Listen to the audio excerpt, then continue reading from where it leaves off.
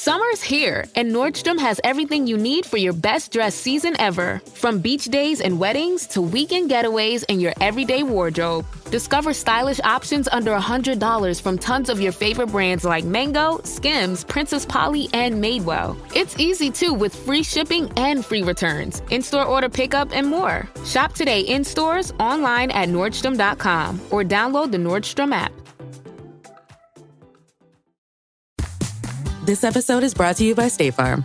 Knowing you could be saving money for the things you really want is a great feeling.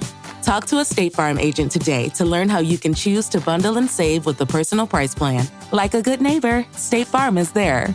Prices are based on rating plans that vary by state. Coverage options are selected by the customer. Availability, amount of discounts and savings, and eligibility vary by state. This is Optimal Relationships Daily. Anxious-Avoidant Duos, Walking on Thin Ice in Relationships and Physical Health, by Dr. Jana Rosewarne of Loves.com. While the Disney animated film Frozen is most famous for its lovable characters and award-winning song Let It Go, this kid's movie can teach us a thing or two about attachment styles in close relationships, and the important interplay between partners' preferences for intimacy versus independence. In Frozen, the relationship difficulties that occur when these preferences clash are most evident between the two protagonists, sisters Elsa and Anna. Anxious Anna and Avoidant Elsa, Attachment in Frozen. Attachment styles describe the degree to which we perceive our relationships, usually romantic partnerships, as being secure, capable of meeting our needs, and a source of comfort in times of distress. People who are securely attached are comfortable depending on others as well as having others depend on them. Some people, however, have negative expectations in relationships, leading to insecure attachment styles. For example, individuals with an anxious attachment style fear rejection and abandonment, yet their cravings for closeness may inadvertently drive others away. In Frozen, Anna is anxiously attached. Her parents' death and her sister's abandonment leave her alone and desperate for love. So desperate, in fact, that she almost married a man she just met, Prince Hans. Whenever Elsa seeks distance in the movie, Anna continues to pursue her and ends up getting hurt in the process. Anxiously attached people may engage in behavior like this because they over-rely on their attachment figures for reassurance. On the other hand, avoidant attachment is characterized by feeling uncomfortable with closeness in relationships and a desire to maintain emotional distance. A person high in avoidant attachment would find it difficult to depend on others. In Frozen, Elsa exemplifies avoidant attachment. As a child, she was encouraged to conceal, don't feel, after her magical ability to create snow and ice accidentally injures Anna. From that moment on, Elsa increasingly pulls away from her sister both physically and emotionally. When Anna finally confronts Elsa about her habit of shutting everyone out, Elsa responds by lashing out with her powers and running away. Self-protective strategies such as defensiveness and withdrawal are how avoidantly attached people typically respond to relationship stressors. People high in avoidance also tend to underestimate others' care and support for them. For instance, even after Anna communicates her desire to help Elsa, Elsa rejects her sister's support and insists on being alone. It's easy to see how an anxious-avoidant pairing could snowball into relationship dysfunction. In the face of an attachment threat, such as an argument or a confrontation, anxious individuals are likely to pursue their attachment figures in an attempt to reestablish feelings of closeness, just as Anna did when she ventured out into the blizzard to chase after Elsa. When the avoidant partner responds by pulling away, as Elsa did when she told Anna her intention of never returning home, the anxious person's fears are reinforced and the relationship is likely to suffer, i.e., Anna feels abandoned yet clings to her hope of reconnecting with her sister. Elsa feels overwhelmed and inadvertently strikes her sister with a nearly fatal blast of ice. Attachment and physical health. Frozen conveyed the disastrous consequences of attachment style mismatch when Anna was physically injured after continually provoking Elsa. But what are the effects of anxious-avoidant pairings in relationships in the real world? Can being with a romantic partner who has conflicting attachment goals actually harm you?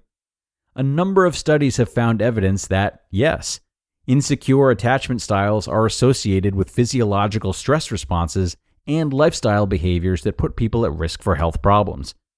The idea is that attachment promotes different ways of perceiving and regulating stress. Overreacting to and poorly coping with relationship stressors, a tendency observed in insecurely attached individuals, can eventually invite health problems by disrupting immune system functioning and/or predisposing unhealthy life choices, like substance abuse. Although being high in attachment avoidance or anxiety may predict worse health, newer work by Beck and colleagues suggests that it's the combination of attachment styles within a relationship that matter most. Specifically, the researchers explored whether a poor fit in attachment styles, such as an anxious-avoidant pair like Anna and Elsa, can potentially affect aspects of physical health. In the study, newlywed couples came into the lab and discussed an unresolved conflict in their relationship, a stress-inducing task designed to trigger people's attachment insecurities. The hormone cortisol, which is released during times of stress, was measured in participants' saliva at several time points before and after the conflict discussion. Consistent with the anxious-avoidant dynamics discussed, couples with an anxious wife and an avoidant husband showed heightened stress reactivity in anticipation of the conflict.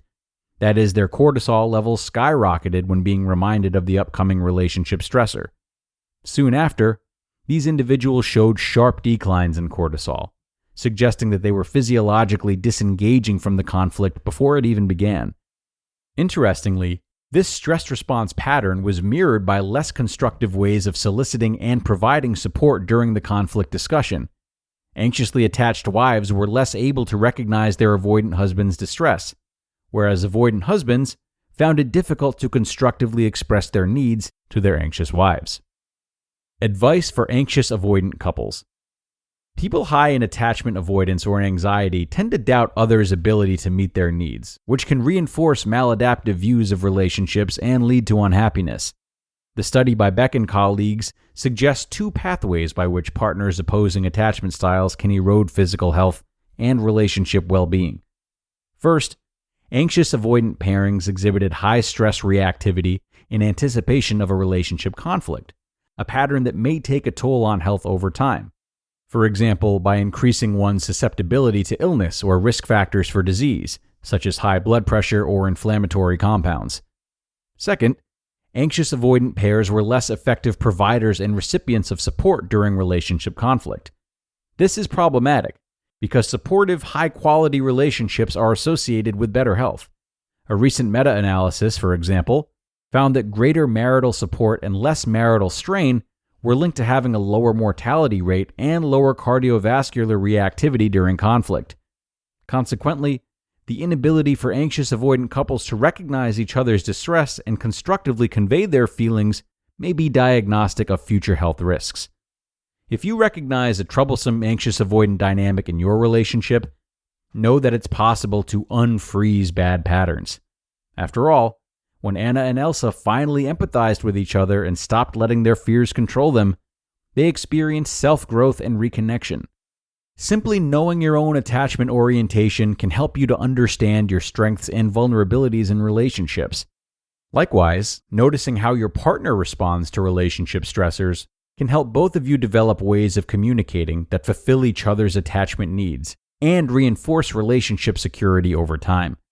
If Anna and Elsa can melt the ice and rekindle their bond, there's hope for a happy ending for us all.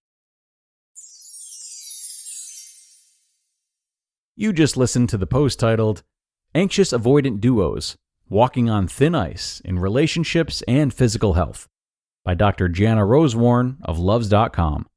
Get into your body's vitals with the Vitals app on Apple Watch. I wanna get into my body and let my skin do the talking. I wanna feel like I'm myself again. The Vitals app tracks key overnight metrics so you can spot changes in your health before you feel them. The Vitals app on Apple Watch. iPhone XS or later required. The Vitals app is for wellness purposes only and not for medical use. I wanna get into my body.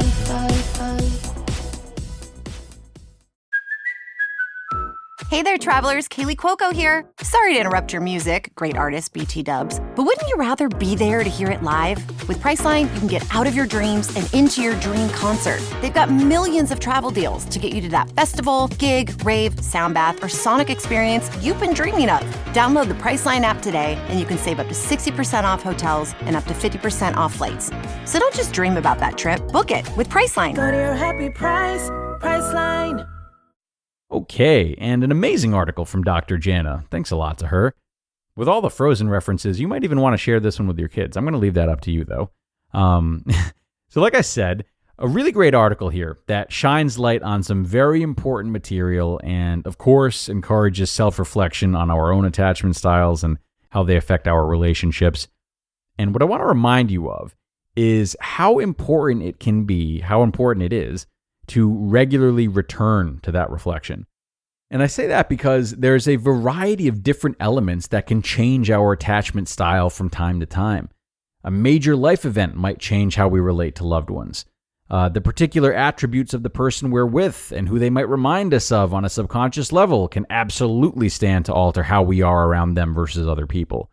If something happens in the relationship that's stressful for us, like an affair maybe, the attachment styles could stand to change for one or both partners. And the list goes on.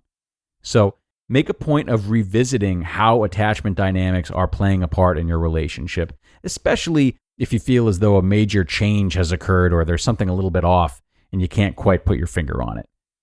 Okay, everyone, that's going to finish us off for today. I appreciate you listening and making another episode possible. Take this with you, consider it, and share it if you would be so kind. And of course, I hope to see you again tomorrow as we start our parenting leg of the week. That's where your optimal life awaits.